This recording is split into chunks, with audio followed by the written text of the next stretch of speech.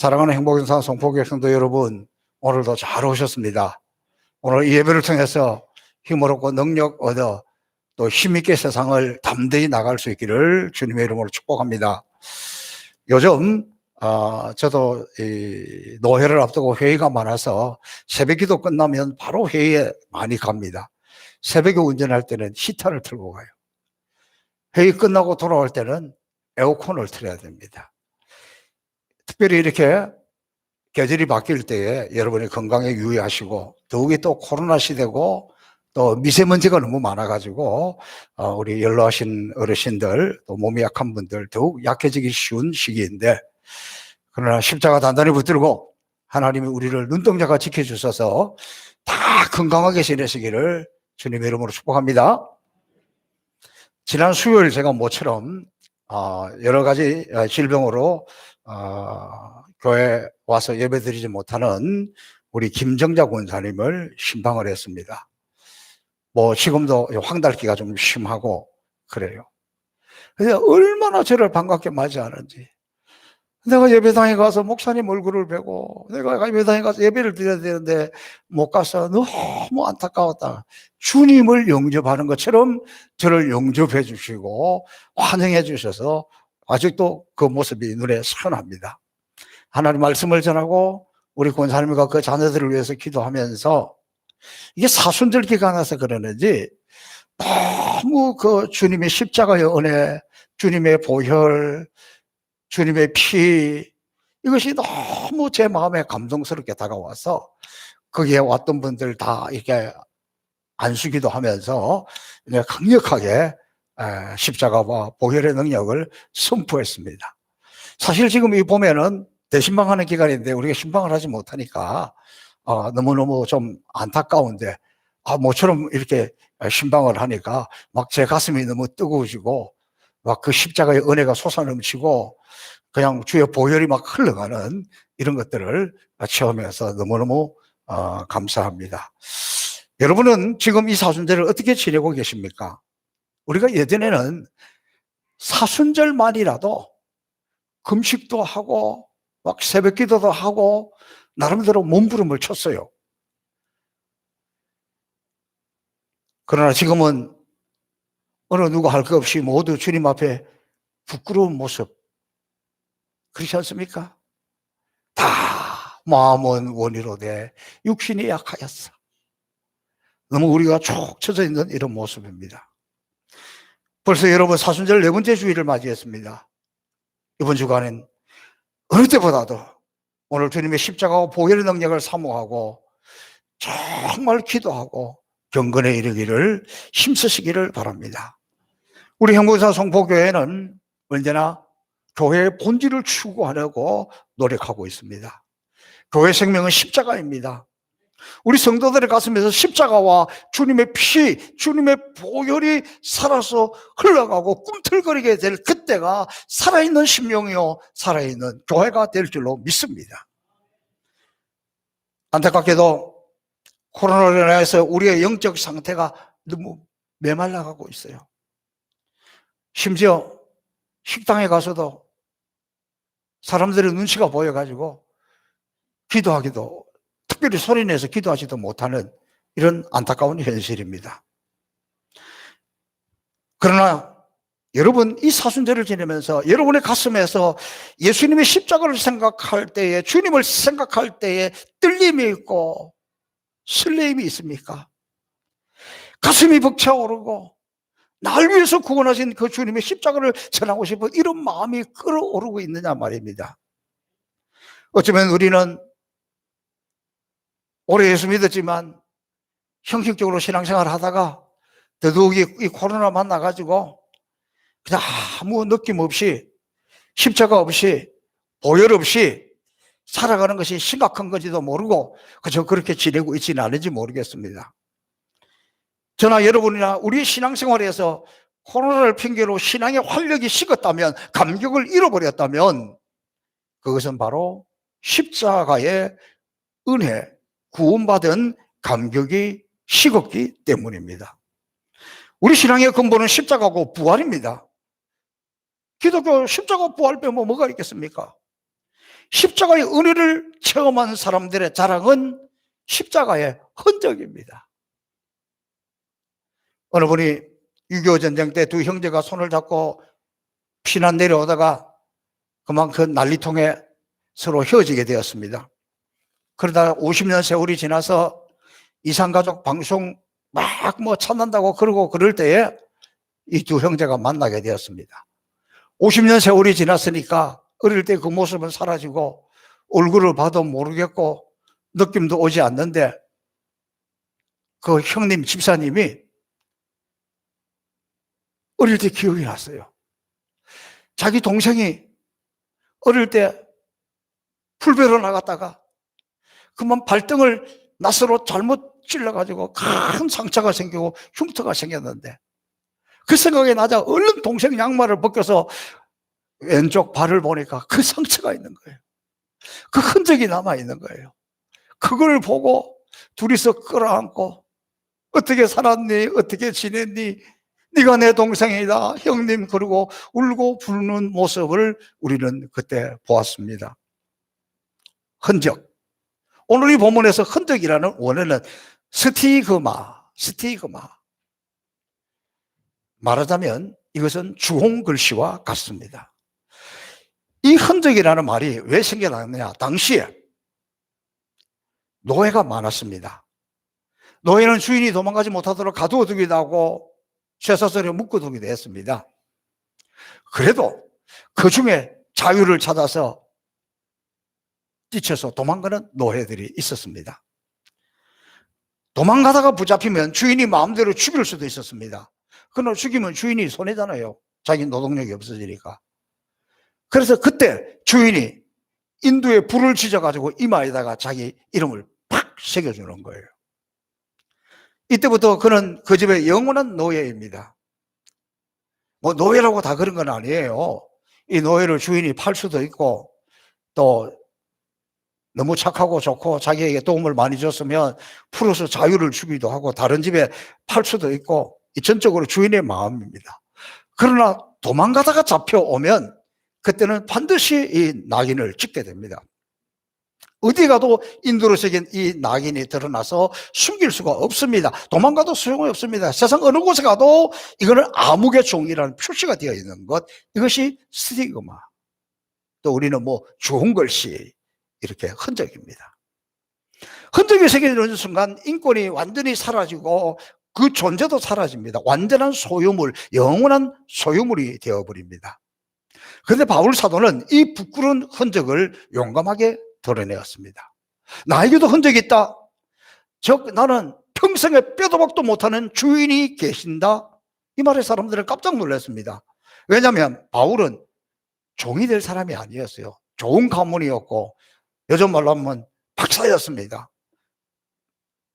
당시에 잘 나가는 사람이었지 노예가 될 사람이 아닙니다. 그는 가말리엘 문화생이요, 심지어 로마의 시민권을 가지고 있어요.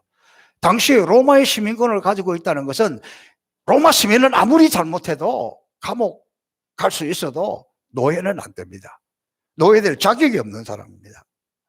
그런데 바로 이런 바울이 나의 주인은 바로 십자가에 돌아가신 예수님이다. 나는 그리스도의 노예라는 스티그마, 흔적이 있다. 사람들이 충격 속에 관심을 가집니다. 아니 어떻게 사도 바울 같은 사람이 종이 될 수가 있고 노예가 될 수 있단 말이야? 아니 저 사람은 가말리엘 문화에서 박사였고 로마 시민권자고, 그런데 어떻게 저 사람이 종이 돼? 노예가 돼? 도대체 그 주인이 누구야? 그 주인이 도대체 얼마나 대단한 사람이면 저 바울이 나는 노예다 그렇게 자처할까? 바울은 우리 주 예수 그리스도의 십자가 외에는 결코 자랑할 것이 없다. 내 인생은 예수님이 종이기 때문에, 내가 노예이기 때문에 내가 자랑할 것이 뭐가 있겠냐. 나는 예수님, 그리고 예수님의 십자가 외에는 자랑할 것이 없는 인생이다. 여러분은 우리의 가슴 깊은 곳에 십자가에 대한 자랑이 있습니까? 바울은 세상적으로 자랑이 많았던 사람입니다.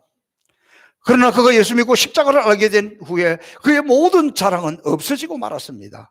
세상적인 자랑은, 세상적인 것들은 다 헛된 것이고 해로운 것이고 분토와 같이 여겼다. 이전에 그가 자랑했던 세상적인 자랑, 학문, 가문, 이 모든 것은 배설물로 여겼다. 이제 다 내버리고 잊어버렸다는 겁니다. 그리고 나에게 남아있는 것은 오직 십자가만을 자랑으로 삼는다. 내가 예수 그리스도의 십자가 외에는 결코 자랑할 것이 없나니. 세계적으로 유명한 영국의 스펄전 목사님이라는 분이 있습니다. 이분은 설교할 때마다 그 설교에서 십자가가 빠진 적이 없고 늘 십자가 중심 말씀을 전하지 않으면 가슴이 답답해서 견딜 수 없었다고 고백합니다.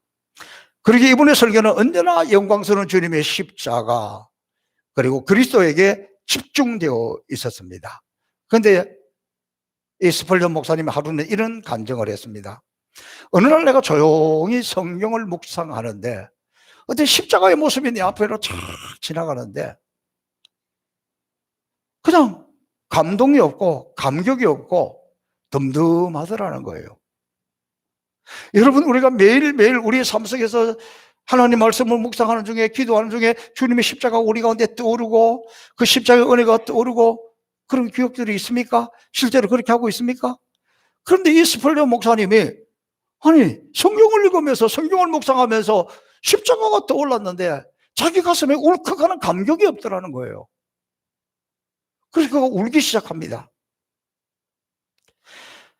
하나님, 나를 위한 주님의 십자가 앞에서 내 마음의 감격이 왜 이렇게 사라지고 냉랭해졌습니까? 감격을 돌려주세요. 십자가의 감격, 눈물을 돌려주세요.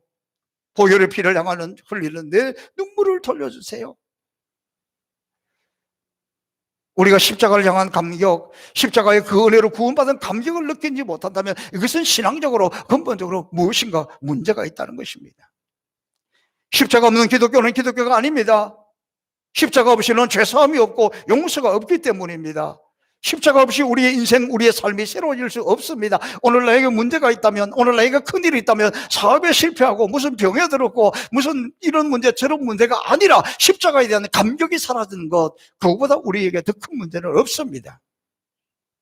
이 사순절은 이것을 회복하는 시간입니다. 바울은 이렇게 말합니다. 이후로는 누구든지 나를 괴롭게 하지 말라. 내가 내 몸에 예수의 흔적을 가졌노라. 율법적인 질문을 가져와서 세사진 거 가져와서 별 것도 아닌 거 그걸 들고 와서 나를 괴롭게 하지 마라. 내가 지니기 원하는 것은 예수님의 흔적이다. 나를 자유케 하신 그분, 나에게 생명을 주신 그분, 그 그리스도의 흔적만을 나는 갖기를 원한다. 오늘 본문 말씀 속에 나타난 바울의 심정은 내 피 속에 예수님의 피가 흐르기를 원한다. 내 심장 속에 예수님의 고동치는 그 주님의 심장이 고동치기를 원한다. 내 걸음걸이 속에 예수님이 함께 걷기를 원한다. 내 눈동자 속에 주님의 눈물과 주님의 사랑과 주님의 연민이 내 눈에 가득하기를 원한다. 나는 주님의 흔적을 원한다. 성도 여러분, 성경 다음으로 인류에게 유명한 책이 있다면 그건 철로 역정입니다. 이 철로 역정에 등장하는 인물 중에서 진충씨라는 분이 나옵니다. 지시라고 충성스럽다는 이름이죠. 이 진충씨가 자기가 여행을 마쳐갈 무렵에 한 가지 간증을 합니다. 내가 지금까지 걸어온 것, 내 인생을 살아오면서 나에게 있는 이 상처와 흔적은 주님을 사랑한 증거이다. 여러분, 내가 살아오면서 내 인생에 당한 상처, 흔적 이런 것이 주님을 사랑한 증거이다. 이제 나는 나에게 상급을 주실 그분에게로 한 걸음 한 걸음 나아가겠다.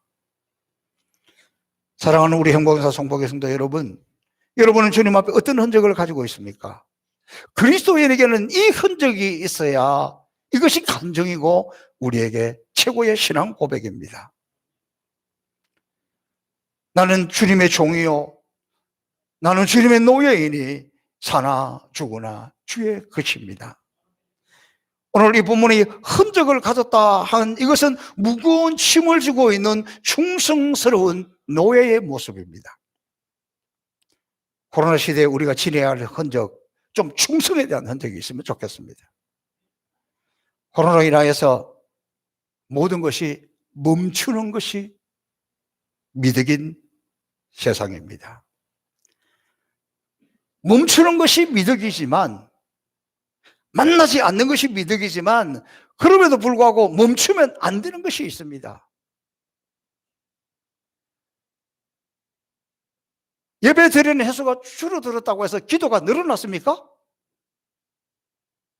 신방을 받지 않는다고 멈추었다고 해서 여러분의 가슴이 더 뜨거워졌습니까? 구역이 모이지 않지만 우리는 더 활발하게 서로 사랑하고 있습니까? 코로나 때문에 멈춘다고 기도가 멈추지는 않았습니까?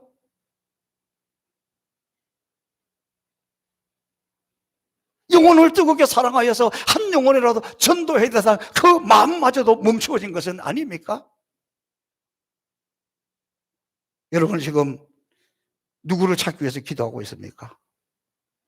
이럴수록 세상이 멈추고 세상의 것을 멈춘다고 할지라도 하나님의 사랑을 실천하는 것이 멈추면 안 돼요. 기도가 멈추면 안 돼요. 선교가 멈추면 안 돼요. 그런데 이런 것들이 멈추어지고 있다는 거예요. 그리고 우리가 무슨 흔적이 없죠. 사도행전 14장 9절에 보면 실제로 바울은 루스드라 섬에서 돌에 맞은 죽을 루스드라 섬에 복음을 전하갔다 사람들이 돌을 던져서 그 돌에 피투성이가 쓰러졌습니다. 죽었다 생각하고 성 바깥으로 던져버렸습니다. 그래서 살아나서 그의 어깨에, 그의 머리에, 그의 손에 온통 흔적, 흉터들로 가득했습니다. 고린도후서 11장 22절과 28절에 그는 복음을 위해서 수없이 매를 맞았다고 증거합니다. 그 중에 유대인들에게 40에 하나 감한 매를 5번 맞았으며 40에 하나 감한 그 39대를 5번 맞았다. 왜냐하면 40대 맞으면 그때 사람이 죽기 때문에 죽기 직전까지 맞은 것이 5번인데 그것이 누구에게냐? 이방인들에게냐? 유대인들이라고 그랬어요. 요즘 말하면 내가 복음을 전하다가 동네 사람들에게 아니 우리 친지들에게 내 이 가까운 사람들에게 너 정신 차려 미쳤어 아주 그냥 매를 갖다가 죽도록 맞은 것만 해도 5번이라는 거예요.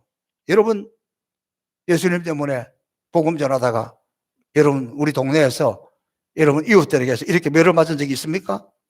태장으로 3번 맞았으며 돌로 1번 맞고 3번 파선하는데 일주야를 기품에서 지내고 배가 멈추어서 그 적은 배가 일주일 동안 꼼짝도 못하고 이렇게 있는 것. 여러분의 강의 위험과 강도의 위험과 동족의 위험과 이방인의 위험과 시내의 위험과 광야의 위험과 바다의 위험과 거짓 형제의 위험을 당하고 잠자지 못하고 줄이고 목마르고 굶고 춥고 헐벗었던 흔적을 가지고 있었습니다. 뿐만 아니라 그의 육체적인 고통을 말할 것도 없거니와 정신적으로도 날마다 고통이 있었는데 그것은 곧 교회를 모든 교회를 위해서 염려하는 것.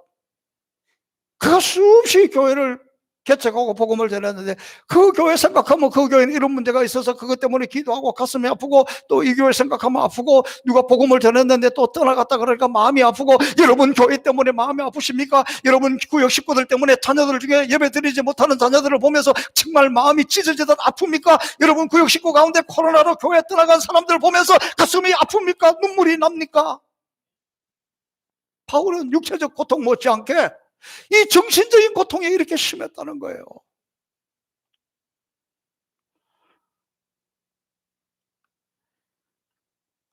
그는 이런 흔적을 자기 몸에 지녔기 때문에 주님 앞에서 영광스럽게 주님을 만날 수 있다는 거예요. 여러분의 삶에 어떤 흔적이 있습니까? 공산주의자들은 6.25 때 많은 사람을 반동분자로 몰아서 죽였습니다.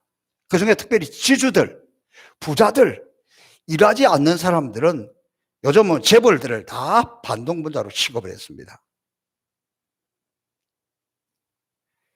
목사님 한 분이 지역 유저들과 함께 창고에 갇히게 되었습니다. 어느 날 공산당이 후퇴를 하기 시작하는데 그 창고에서 한 사람 불러내서 다 총살을 시킵니다. 근데 여러 종류의 사람들이 붙들려 이렇게 왔기 때문에 우선적으로 반동문자들, 특별히 지주들, 이걸 이 사람들이 어떻게 구별했나 그러면 밤이니까 하나 끌어내고 그 손을 만져주고 보는 거예요. 손을 만져봐서 농부의 손, 노동자의 손은 거칠거칠한데 매끈한 손이면 이거는 바로 총살시켰습니다. 한 사람 나가는 적이 이 목사님 차례가 되었습니다. 공산당 한 군인이 그를 목사님을 불러내면서 당신 직업이 무엇이오? 그는 담대하게 순교를 각오하고 나는 목사입니다 그랬습니다. 그 순간 이 사람이 그 손을 탁 잡아보니까 이 손이 매끈해요. 나는 목사입니다 그랬는데 이 사람은 어떻게 되느냐? 아니 목수가 왜 여기 와 있어? 빨리 당신은 가시오. 그 손에 일한 흔적이 있어서 제가 손을 탁 만져보면 제일 두껍고 제일 일 열심히 많은 분이 느껴지는 분은 우리 일부 예배 때 양재덕 장로님 손을 한번 잡아보면 손이 이래 두껍고 이렇게 거칠어요. 그래서 그분이 그 흔적 때문에 살아났다는 겁니다. 주님을 위해 일한 흔적. 이제 우리도 사도들이라 그 핍박 속에서 믿음을 지킨 분들 같은 그런 흔적을 남기지 못한다 할지라도 이 사순들에는 기도하는 흔적이라도 있어야 되지 않겠습니까? 주님 앞에 흘리는 눈물의 흔적이라도 있어야 되지 않겠습니까? 그리고 이런 시대일수록 주님을 향해서 섬기고 봉사하는 이런 흔적이 있어야 주님 앞에 충성적인 종이라 할 것입니다. 예수님은 하나님의 아들로서 존귀하신 몸, 깨끗한 몸이지만 그의 몸에 잔인한 상처들을 남겼습니다. 그가 덩어리에 채찍을 맞음으로 우리가 나음을 입었으니 주님이 십자가에서 채찍을 맞아서 그 상처를 남겨야 그 상처로 그 채찍으로 우리가 질병에서 벗어날 수 있기 때문에 치유될 수 있기 때문에 저 여러분 가운데 우리 가운데 질병이 있다면 주님이 채찍을 맞음으로 우리는 나음을 입었도다 하였는데 주님의 그 채찍으로 말미암아 내게 깨끗함을 얻도록 하나님 도와주세요. 그렇게 기도하시기 바랍니다. 머리에 가시면류관 그때 흘리는 그 피, 우리가 주님이 나를 위해서 가시면류관을 쓰고 머리에 피를 흘렸다는 걸 생각하면 악한 영들이 내 머리에 들어오지 못해요. 악한 생각이 내 머리에 들어오지 못해요. 주님의 손, 주님의 발, 못자국 박힌 자국이 있잖아요. 허리에 장자국, 이것은 생명의 흔적입니다. 허리의 장자국은 그의 심장에 찔린 자국입니다. 그 피로 우리가 살았습니다. 예수님은 이 상처들을 부끄럽게 생각하지 않았습니다. 자랑스럽게 여겼습니다. 오늘 이 시대 주님의 흔적이 우리 가운데 없어요. 예수님의 은혜를 받은 상처가 우리 가운데 없어요. 정말 내가 주님 때문에 내가 예수님 때문에 내가 복음을 전하다가 내 몸에 상처가 있다면 그야말로 영광스러운 상처입니다. 주님은 이 상처를 얼마나 영광스럽게 생각했는지 다시 주님이 부활하셨을 때 상처 있는 그 몸 그대로 오셨어요. 자, 만져보아라. 여기 옆구리에 넣어봐라. 우리가 가지고 있는 예수님에 대한 흔적이 있다면, 상처가 있다면 이것은 자랑이고 영광이지 결코 부끄러운 것이 아니라는 거예요. 사랑하는 행복자 송포교회 성도 여러분, 오늘 사도 바울은 이렇게 이야기하고 있습니다. 그리스도의 남은 고난을 그의 몸된 교회를 위하여 내 육체에 채우노라. 예수님이 우리에게 구원을 주시기 위해서 십자가에서 못 박히시고 허리에 창자국이 찔린 흔적이 있고 그 주님이 이제 우리 곁을 떠나갔지만 아직도 주님이 상처받아야 될 것이 많이 있는데 바울 사도는 나는 그리스도의 남은 교회를 위하여 그 상처를 내 몸에 채우겠다. 다시 말하면 주님의 교회를 위해서라면 어떤 상처도, 지금 주님의 교회를 위해서라면 내 어떤 아픔도 내 몸에 지니고 싶다. 나도 주님 가신 그 길을 따라가고 싶다. 그런 고백입니다. 저는 이번 사순절을 지내면서 우리의 성품, 우리의 성격에, 우리 일상의 삶에 주님의 흔적이 생기면 좋겠습니다. 저는 지난 주간에 우리가 사순절 기간에 어떤 영성을 쌓기 위해서 영성을 그 집에서 잘 안 돼요. 그냥 예배 한 번 더 참석하는 게 아주 쉬운 방법이고 좋은 방법이에요. 그 다음에 사순절에 주님의 십자가를 생각한다고 그렇게 말로 하지 말고, 다 많이는 못 모이지만 그래도 가까운 사람에게, 내가 아는 사람에게, 내가 복음을 전하고 싶은 사람에게 누구에게든지 커피라도 한 잔 사주고 설렁탕이라도 하나 사주는 것이 이것을 실천하는 것이지 머릿속에만 생각하면 안 된다는 말씀을 드렸습니다. 이번 주간에는 우리의 성품을, 우리의 성질을, 우리의 성격을, 흔적을 남긴다. 아주 욱해가 막 나를 갖다가 아주 그냥 막 뚜껑이 열리도록 하는 그때에 딱 한마디 나가면 상대방에게 엄청난 상처가 되는데, 그것을 참으면 내 안에 흔적이 되지.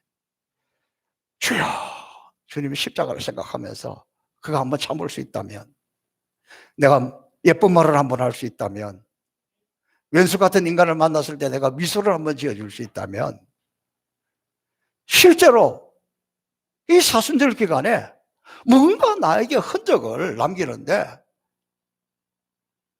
근데 급히다면 성질 피우고, 급히다면 소리 지르고, 급히다면 비난하고 불평하던 것, 사순절을 지나면서 나에게 조금 주님의 십자가를 생각하니까 이거 아무것도 아니지, 주님 십자가 생각하니까, 주님 피 흘린 거 생각하니까, 주님 채찍 맞은 거 생각하니까 이거 별거 아니지, 그리고 한 번만 더 감출 수 있다면, 오늘 그렇게 하면 내일 그렇게 할 수 있어요. 사순절을 지나면서 나는 내 몸에 예수님의 십자가의 흔적이 있는가? 저는 예수님의 십자가의 흔적이 있는 한 분을 소개하려고 합니다. 제가 지난 주간에 새벽기도 마친 후에 이천덕 장로님이 제 목양실을 찾아왔었습니다. 연초에도 한번 말씀을 드렸는데, 이천덕 장로님의 동갑 사촌형 심충기 씨라는 분이 있는데, 이분은 불교 신자입니다. 근데 지난번에 우리가 연말인가요? 연초인가요? 아프리카 선교에 100만 원을 보내오셨는데, 이번에는 200만 원을 이렇게 보내왔습니다. 이 내용에 보면 이렇습니다. 아프리카 건축비로 조금 성의를 표합니다. 목사님께서 앞장서시어 선교에 최선을 다하신다는 동생의 말을 듣고 감동을 받아 사오니 너무 감사함을 표합니다. 부산 심충기, 이렇게 왔습니다. 너무 감사하잖아요.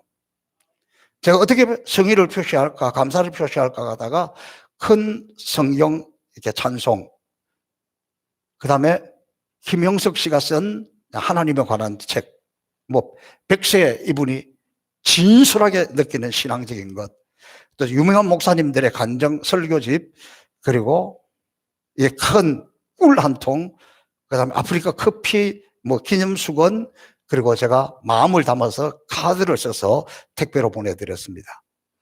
근데 어제 오후에 택배가 도착했는가 봅니다. 그리고 저에게 감사하다는 전화가 왔습니다.